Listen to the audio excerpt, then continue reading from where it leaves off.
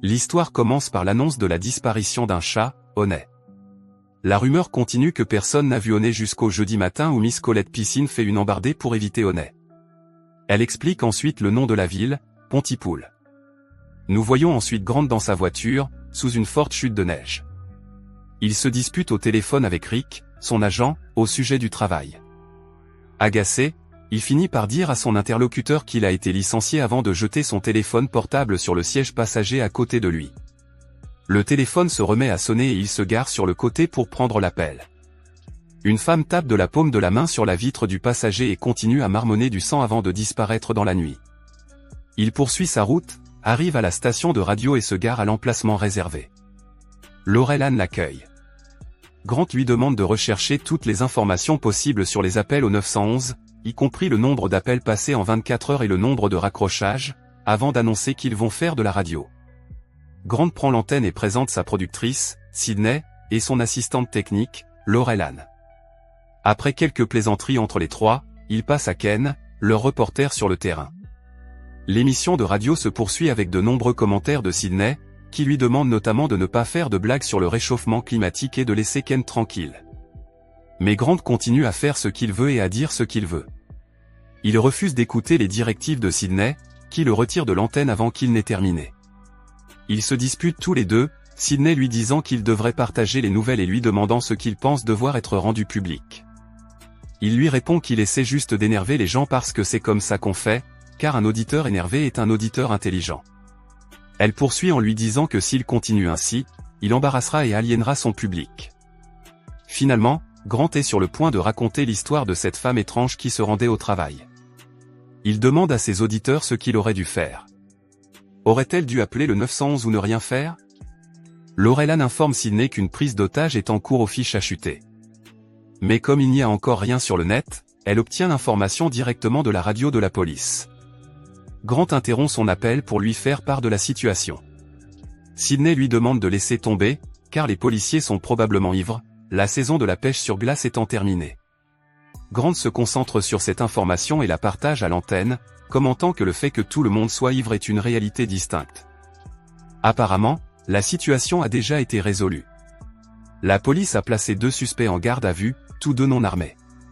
Sydney fait irruption dans la cabine d'enregistrement tandis que Grant s'esclaffe. Il lui dit qu'ils doivent parfois apprendre à rire d'eux-mêmes et elle répond que l'histoire n'est pas drôle. Les flics dont elle parlait sont alcooliques et essaient juste de garder leur travail. Elle explique également que Ken n'est pas dans un hélicoptère, comme on l'a dit précédemment, mais dans une Dodge Dart qu'il conduit. L'hélicoptère est équipé d'effets sonores pour maintenir l'apparence, mais en réalité il est juste assis sur une colline pour sa vue aérienne. La nouvelle suivante est une manifestation devant les bureaux du Dr John Mendez, signalée par Ken. Il se dirige vers lui et il rapporte qu'il y a littéralement des centaines de personnes qui entourent le bâtiment. Il ajoute qu'il semble que les gens essaient de pénétrer à l'intérieur. Il fait quelques bruits surprenants et poursuit en disant que le côté du bâtiment semble s'être ouvert et que les gens se déversent à l'extérieur, se faisant piétiner et tuer.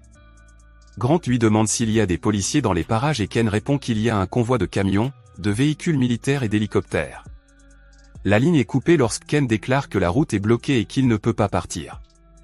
Laurel Ann tente de contacter le service de police pour confirmer les informations de Ken, mais ne parvient pas à joindre qui que ce soit. Ils ne parviennent pas à recontacter Ken et n'ont pas d'autres nouvelles de l'émeute présumée. Grant demande à Sydney ce qu'elle va faire et elle lui présente une famille venue pour un entretien. Il est bouleversé, mais elle lui dit qu'ils ne peuvent rien faire parce qu'ils n'ont pas d'autres nouvelles à ce sujet, puisque l'affaire est en cours. Rick appelle Grant en plein milieu de la prestation de la famille arabe. Il le force à écouter 1 minute. Laurel Ann et Sydney travaillent en arrière-plan, essayant de trouver d'autres informations sur ce que Ken a vu. Après le spectacle de la famille arabe, Sydney dit à Grant qu'il n'y a toujours rien sur le fil, mais qu'il y a 10 témoins oculaires en ville qui ont appelé et sont prêts à partager ce qu'ils savent. Ils passeront d'abord en direct avec Steve. Grant commence par les nouvelles, rappelant à ses auditeurs l'évolution de l'histoire. Steve était à l'antenne, mais on ne pouvait presque rien entendre de lui, si ce n'est des parasites et du chaos. Les 9 autres témoins oculaires en attente ne sont plus en ligne et Sydney informe Grant qu'ils n'ont pas encore pu contacter Ken. Il n'y a pas encore de rapport officiel, mais d'après ce qu'ils ont appris, 75 personnes sont mortes et au moins 2 fois plus sont blessées. Ils obtiennent enfin des nouvelles d'un agent de la police provinciale de l'Ontario, l'agent Roseland, qui explique qu'il a répondu à un appel au 911 à 7 heures du matin à l'installation de l'Aube dorée. Un grand nombre de personnes occupaient le bâtiment et tentaient d'entrer dans la chambre d'une femme âgée. La vieille dame a succombé à ses blessures et les gens chantaient quelque chose à propos d'Hitler et de l'ouragan. Mais c'est tout ce qu'on leur a dit avant qu'ils ne l'interrompent pour ce qu'ils considéraient comme un discours insensé. BBC World, en particulier Nigel, les contacte pour leur annoncer la nouvelle, car ils sont actuellement le seul radiodiffuseur à rendre compte de ce qui se passe à Pontypool. Grant reste un moment sous le choc avant de répondre à Nigel et de lui fournir toutes les informations dont il dispose. Nigel insiste sur le fait qu'il s'agit d'une insurrection et que de nombreux groupes de personnes sont impliqués. Il fait passer Grant pour un imbécile en pensant qu'il refuse de divulguer quoi que ce soit d'autre plutôt que de croire qu'il n'a aucune idée.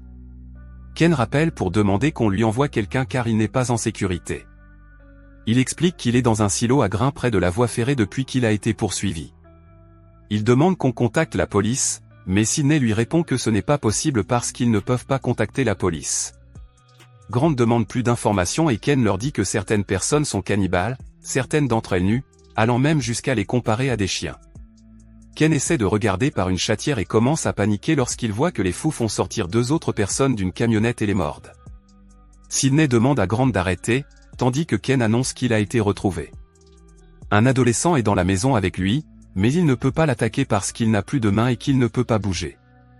Ken mentionne que l'adolescent semble parler avec sa bouche et leur dit qu'il va regarder de plus près pour en savoir plus. Avant qu'il ne puisse en savoir plus, l'appel est interrompu par une transmission audio en français. Laurel Ann traduit immédiatement le message, écrivant qu'il leur est demandé d'éviter les membres de la famille, de ne pas utiliser de termes affectueux, de discours rhétoriques et la langue anglaise. Il est également demandé de ne pas traduire le message. Sidney signale qu'ils ont reçu un appel de l'agent Roseland et qu'on leur a demandé de rester dans la maison pendant la mise en quarantaine de Pontypool. Ken est de nouveau en ligne et leur demande s'ils ont reçu l'audio. Il répète l'enregistrement en leur rappelant qu'il provient d'un adolescent. Quelqu'un commence à chuchoter « Aide-moi, maman » d'une voix étrange et étouffée. Ce n'est certainement pas celle d'un adolescent. Ken la décrit comme celle d'un enfant qui crie dans un souffle d'adolescent. Grant a du mal à croire à cette nouvelle et demande à sortir 1 minute. Elle essaie de convaincre Grant de retourner à sa chaise, mais il insiste pour sortir et reprendre son souffle. Il pense qu'il se moque de lui. Il sort et dit qu'il n'y a rien d'autre qu'une journée froide, mais Laurel Ann remarque quelque chose et lui dit de revenir à l'intérieur. Il ferme la porte et la verrouille alors que des gens essaient de pénétrer dans le bâtiment, répétant les mots qu'ils ont entendu Sidney dire à Grant. Pendant qu'il parle, Laurel Ann se met soudain à répéter le mot « disparu ». Cela n'a aucun sens.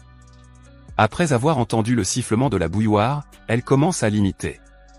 Sidney la regarde pendant 1 minute avant de remarquer une fenêtre ouverte et un corps qui entre. C'est le docteur Mendez. Il tente de s'expliquer avec Sidney, mais trouve Laurel Ann immobile, faisant toujours le bruit de la bouilloire. Il se dirige vers la cabine d'enregistrement, tandis qu'il dit à Sidney qu'ils doivent la devancer pour des raisons de sécurité. Il s'enferme dans la cabine. Laurel Ann leur dit qu'elle va bien en essayant d'ouvrir la porte. Le docteur Mendez leur dit qu'elle ne le sait pas encore, mais qu'elle les harcèle. Elle leur demande de garder le son à l'intérieur de la cabine. Il espère qu'elle ne saura plus où ils sont. Dès qu'il dit cela, Laurel Ann arrête d'essayer d'ouvrir la porte et se dirige vers la fenêtre. Grant tente de commencer une interview avec le docteur Mendez lorsque Laurel Ann se jette contre la fenêtre de la cabine d'enregistrement. Le docteur fait remarquer qu'elle encourage les rumeurs et que les choses vont mal tourner. Ken rappelle et dit qu'il pense qu'il va bien, mais que l'adolescent qui était avec lui est mort.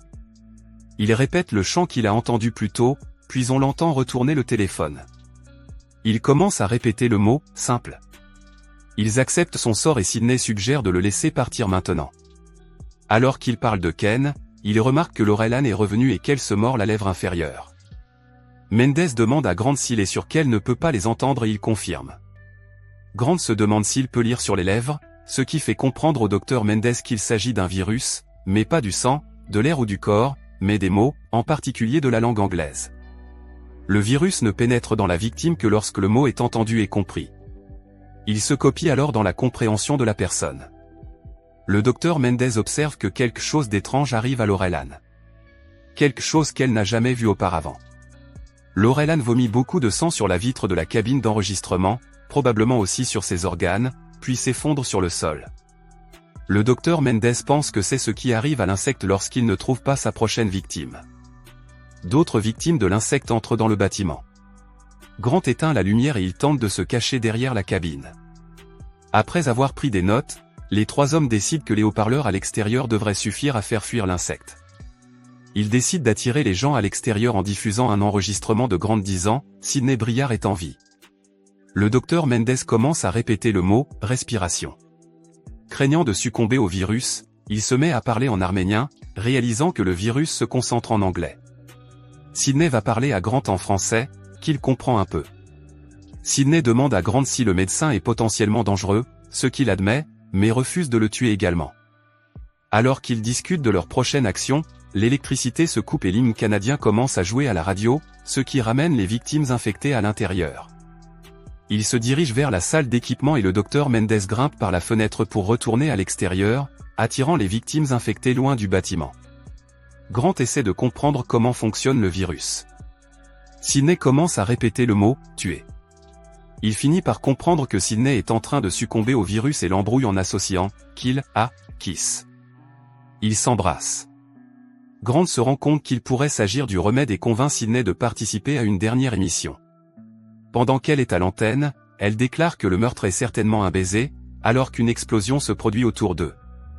Le champion est un point fixe. Tout a une signification complètement différente. Les gens doivent cesser de comprendre ce qu'ils disent et l'écouter. Il suggère que l'échantillon ait une couleur. Grant dit à ceux qui l'écoutent qu'ils sont en train de tuer des gens effrayés, ce que les militaires peuvent faire. Ce n'est pas la fin du monde, mais plutôt la fin de la journée. Un compte à rebours en français commence et le film se termine sur Sidney et Grant s'embrassant dans la cabine d'enregistrement.